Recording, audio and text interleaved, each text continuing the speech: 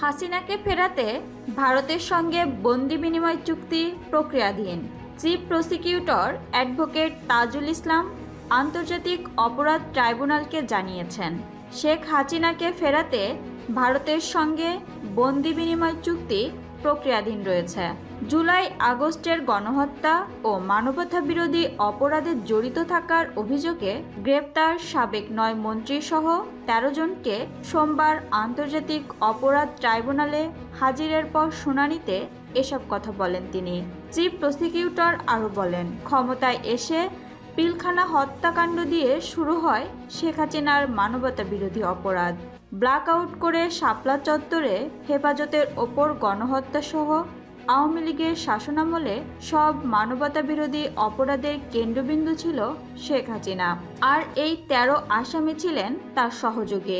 তাজুল ইসলাম বলেন, গত ১৫ বছরে শাসনামলে এমন কোনো মানবতাবিরোধী অপরাধ নেই যেটা শেখ হাসিনা করেননি, আর উপস্থিত এই আসামিরা এসব অপরাধ সংগঠনে সহযোগিতা করে গেছেন।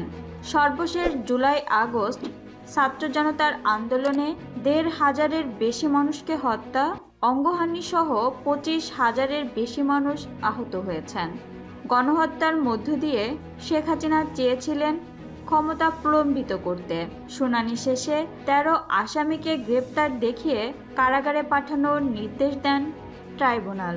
আসামিরা হলেন সাবেক মন্ত্রী আনিসুল হক, ফারুক খান, ডাক্তার দীপমণি, শাহজাহান খান, রাশেদ খান মেনন, হাসানুল হক ইনু, জুনায়েদ আহমেদ পলক, সালমান এফ রহমান, ডক্টর তৌফিক ইলাহি চৌধুরী, কামাল আহমেদ মজুমদার, গোলাম দস্তগীর গাজী, অবসরপ্রাপ্ত বিচারপতি শামসুদ্দিন চৌধুরী মানিক ও সাবেক স্বরাষ্ট্র সচিব জাহাঙ্গীর আলম।